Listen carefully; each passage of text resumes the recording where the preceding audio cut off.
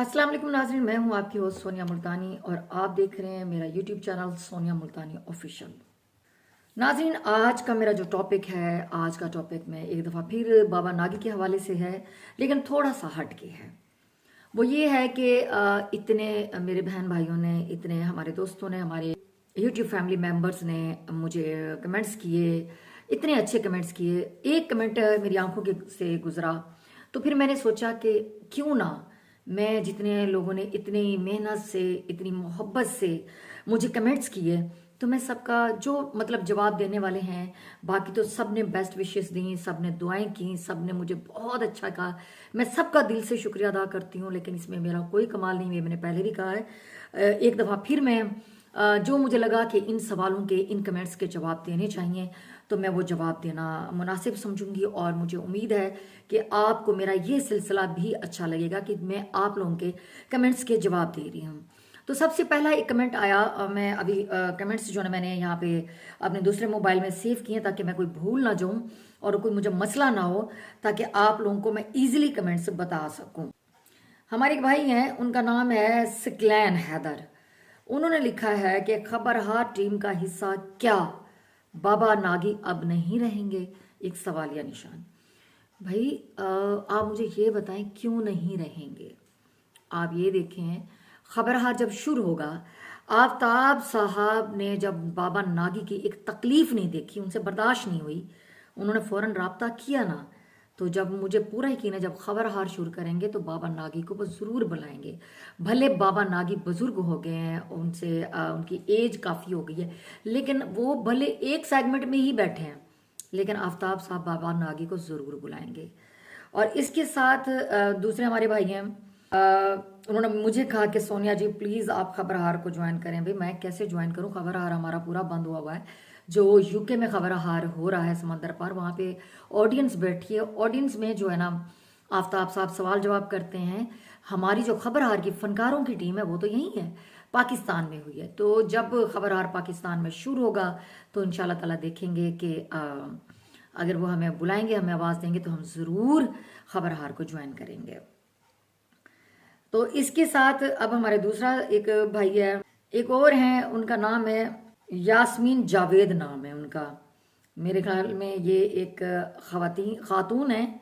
उन्होंने लिखा है कि आफ्ताब साहब का क्या राब्ता हो सकता है? मैं इंग्लैंड में हूँ, बर्मिंघम में और रहती हूँ, और आई विश कि मैं कांटेक्ट में होती और मैं इनकी फैमिली से रब्ता करती, और बाबा नागी की रिस्पेक्ट करती हूँ कि वो एक कमाल आर्टिस्ट हैं।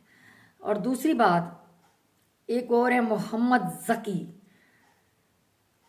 जकी शहजाद साहब हैं। वो कहते हैं प्लीज़ आप नागी साहब की माली मदद करें, और उनको जवाब दे रहे हैं लोग। जब उन्होंने यास्मीन साहबा ने ये कहा तो अल्लाह ताला आपको ज़रूर, उन्होंने कहा कि आपको जो है ना इसका अजर देगा, आप नागी साहब की मदद करें बहन।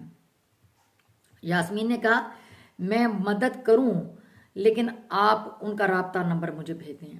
मैं आपको एक आसान बात बताती हूँ कि नागी साहब का राब्ता नंबर मैं अपने एक व्लॉग में मैंने नंबर दिया, और मैंने यकीन करें, मेरा मकसद सिर्फ और सिर्फ ये था कि नागी साहब का, क्योंकि नागी साहब एक पॉपुलर आर्टिस्ट हैं, लोग उनसे प्यार करते हैं, बड़े मासूम से आर्टिस्ट हैं, हमारे बुजुर्ग भी हैं, तो उनके मुनफरिद किरदार, उनका आला एक स्टाइल था, तो लोग बड़ा उनको प्यार करते हैं, इंजॉय करते हैं। हमारा लास्ट लाफ भी नागी साहब ही हुआ करते थे।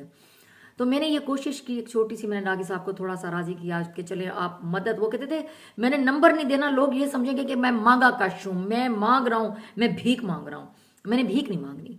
मैंने नागी साहब को आमादा किया कि नागी साहब आप भीख ना मांगे, आपको मैं नंबर इसलिए दे रही हूँ, लोग आपसे प्यार करते हैं, आपसे मोहब्बत करते हैं, आपसे वो गपशप करेंगे, आपकी जो दिल जोई हो जाएगी, आपकी हौसला अफजाई करेंगे। थोड़ा सा नागी साहब राजी हो गए। आप यकीन करें, मैंने व्लॉग अपलोड किया, अगले दिन नागी साहब ने मुझे खुद कहा कि लोग मुझे कह रहे हैं कि तुमने अपना नंबर दिया, तुमने अच्छा नहीं किया, और ये नंबर देने का इसलिए तुमने नंबर दिया ताकि लोग तुमसे रब्ता करें, तुम्हारी मदद करें। तुम मांगा कश हो, तुम मांग रहे हो डायरेक्ट। आप यकीन करें, मैं नागी साहब की वो कॉल आई थी, मैं नागी साहब की, ज़ाहिर उनके परमिशन के बगैर वो वॉइस मैं यहाँ नहीं लगा सकती थी। नागी साहब बहुत खुददार इंसान है। तो मैंने, आप यकीन करिए, मैं आपको स्क्रीनशॉट दिखा रही हूँ, मैंने वीडियो अपलोड की, 1000 से ऊपर लोगों ने देखी, लेकिन नागी साहब के कहने से मैंने वो वीडियो ही पूरी वहां पे ब्लॉक कर दी।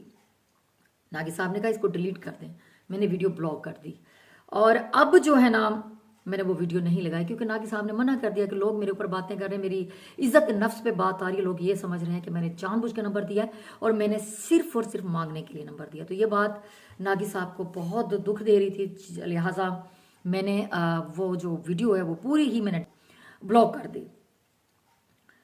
अब यहाँ पे एक और भाई हैं हमारे, उनका नाम है, क्या लिखा, शिश शिश शिश, कोई समझ नहीं आई। बहरहाल उन्होंने लिखा है कि आफ्ताब इकबाल साहब हर दफ़ा दिल जी जाते हैं हमेशा की तरह, और हर दफ़ा यही उम्मीद थी आफ्ताब साहब से, अल्लाह ताला उनको सलामत रखे, अल्लाह ताला उनके रिस्क में इजाफा करे। जी बिल्कुल, अल्लाह ताला उनके रिस्क में इजाफा करे, अल्लाह ताला उनको सुख सेहत और लंबी ज़िंदगी दे, और इसी तरह वो एक ना एक दिन अपनी मुश्किलों से निकल के वो पाकिस्तान ज़रूर आएंगे, ये हमारा दिल कहता है।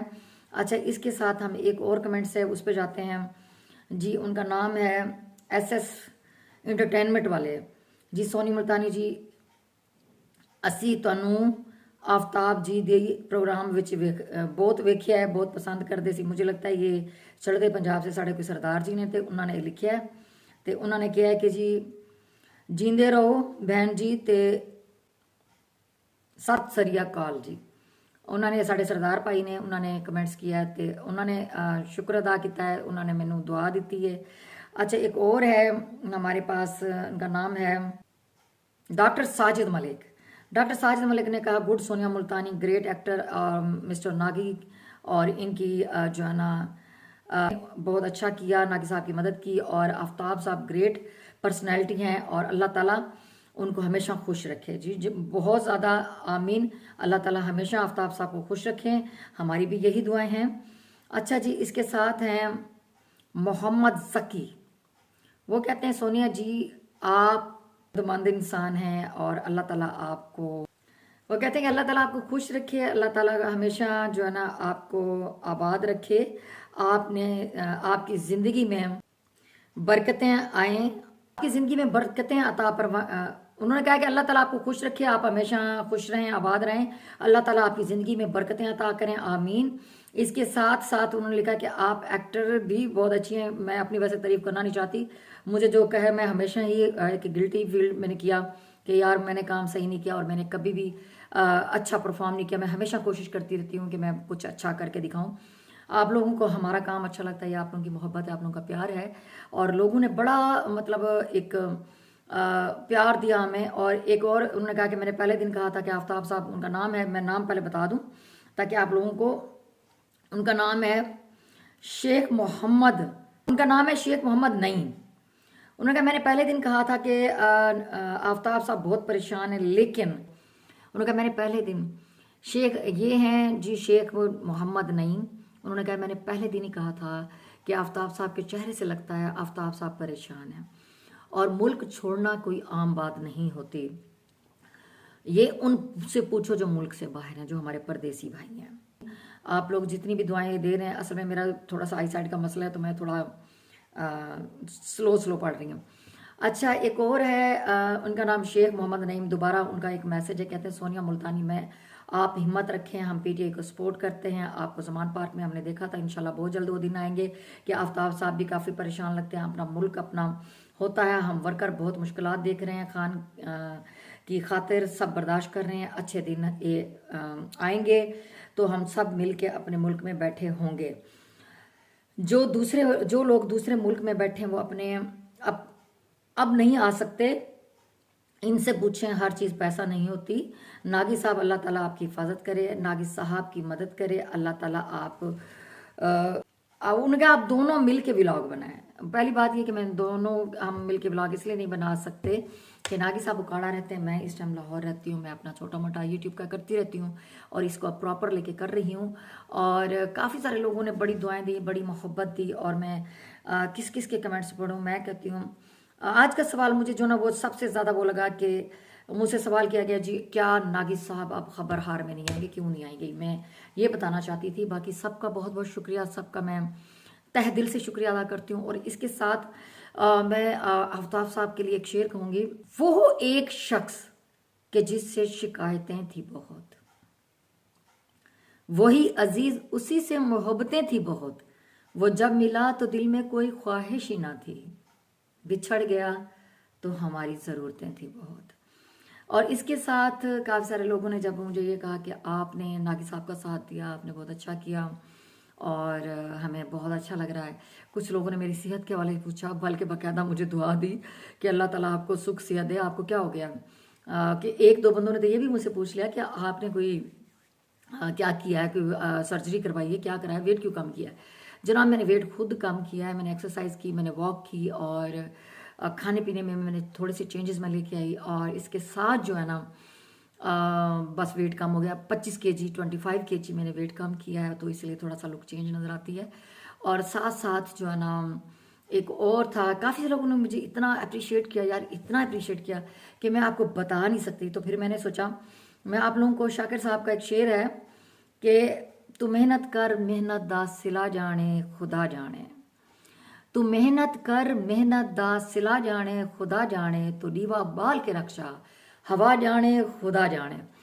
खिजांदा खौफ मालिकूं बुजदल कर नहीं सकदा, खिजांदा खौफ मालिकूं बुजदल कर नहीं सकदा, तू चमन आबाद रख बादे सबा जाने हवा जाने खुदा जाने।